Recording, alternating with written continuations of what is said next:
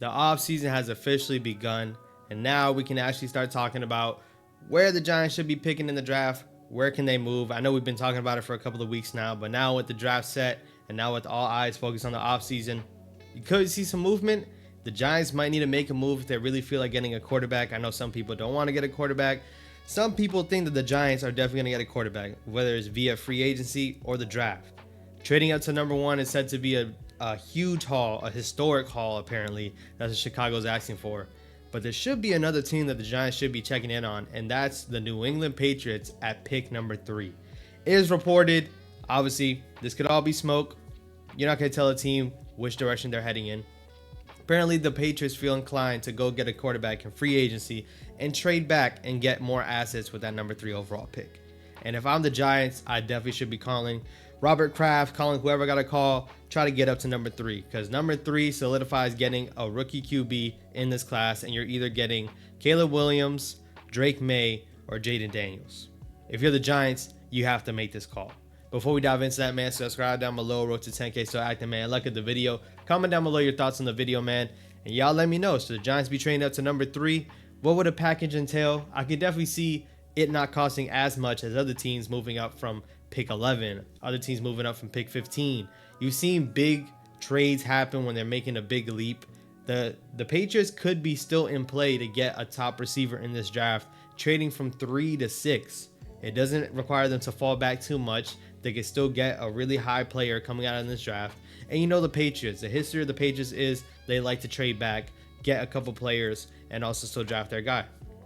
Bill Belichick is not there anymore, but clearly it shows that they're still trying to continue on with this.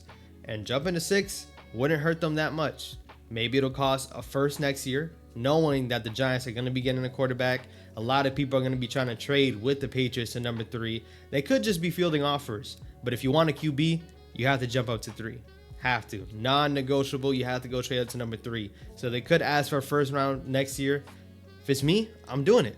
I'll give you the number 6 pick, maybe that second round pick coming from the Seahawks, and then also that first round pick next year.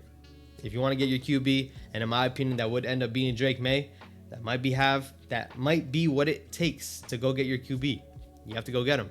Now, Drake May is obviously a solution, but also with the Patriots looking at free agency, why don't the Giants just explore free agency? Why don't they look to get a QB that's available now as well? A couple of QBs that would be on the board. Russell Wilson. Possibly Russell Wilson will be on the board to go get. You know, he did say that he was going to get cut. They talked about cutting him from the Broncos. A couple other QBs could entail a guy like maybe Justin Fields. We talked about it in the video. If they really want to go that route, I don't see them doing it. But if they want to, they'll add a guy like that. I definitely think they should stay away completely from a Mitch Trubisky, a Brissett, Jacoby Brissett. That can't happen. There's no way this Giants regime expects to go out and win games next season going out and getting a Jacoby Brissett.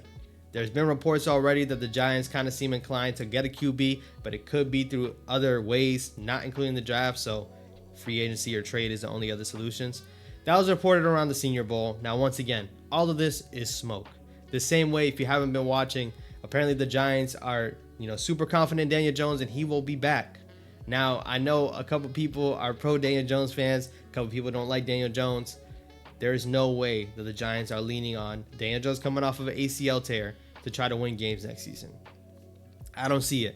Yes, he gave him the contract. Yes, he has all the money. But there's no way the Giants are going to be banking on that, especially if Brian Daboll could have his coaching with the Giants possibly up after next season if they don't play well.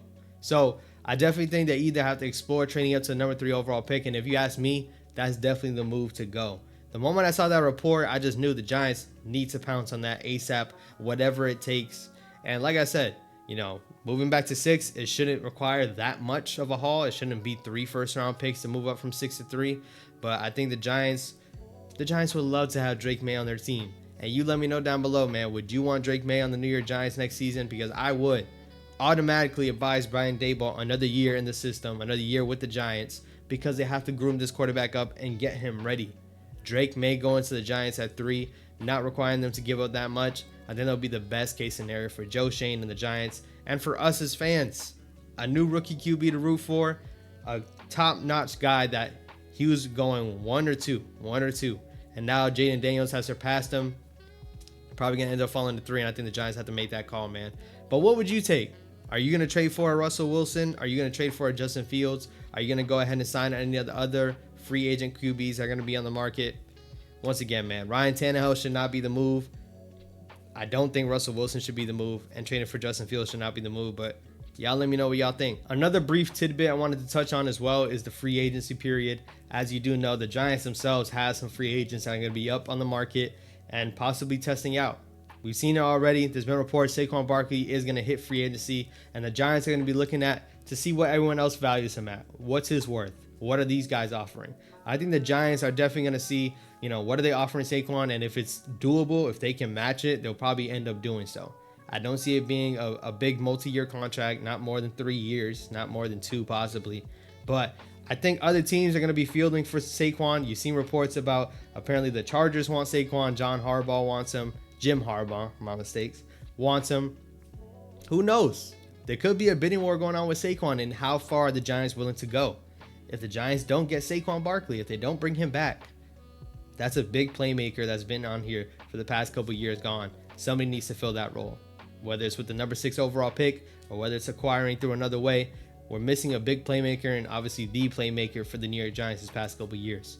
Now, if you were to ask me, I think Saquon Barkley, he's going to be back next year. I think the Giants need him. I think they'll do whatever it takes to bring him back. Not on a multi-year contract, but they'll possibly match it. And if Saquon Barkley loves New York like he's saying, if he loves them the way that he wants to be a Giant for life, I think if they offer the contract, if they match it, why not? Why don't you stay with the New York Giants? Once again, a lot of this game, in this game on the business side, is a lot of smoke. Saquon Barkley's going to say these things, and because if he doesn't, and the Giants go out and, try to offer him money and they don't take it, now Saquon looks like the bad guy. Saquon's going to look like this and appear talking this way the whole time. So don't buy into it 100%, but I think Saquon Barkley will be here. Guys like Xavier McKinney, I didn't think he was going to be here, but after they signed Bowen, our new defensive coordinator, I think we need Xavier McKinney. When you see a guy like Kevin Byard in his system prior, you need a guy like Xavier McKinney to stay on the back end, and, he's a top-notch free safety. Top-notch safety in this league, as you know it. So Xavier McKinney, he was going to cost too much in my opinion, but I think he's going to be back now. But that will possibly have us restructure some contracts. We might have to bring some guys back, push back some salary, cut some guys. It's going to be a lot of movement that Joe Schoen has to do. There's a lot of mess to clean up, and especially with that Daniel Jones contract, unfortunately, the cap hit is going to be the highest this upcoming season. That's going to be a big thing that they have to work around, but I think they can get it done. If you don't like any of the things that we talked about in this video, save it for tomorrow night. Tomorrow night, we're going live at 8 p.m. Every Wednesday at 8 p.m., we go live on this channel, man. I'll be looking forward to talking about the new Giants, possibly new Giants talk, and who knows, speculating on what's going on with the Giants altogether. Make sure you stay tuned for that. Wednesdays, 8 p.m. tomorrow. I will be live. I hope to catch you there. If you haven't already, subscribe down below. Road to 10K is active, man. Like the video, comment down below your thoughts, and I will catch y'all on the next one. Peace.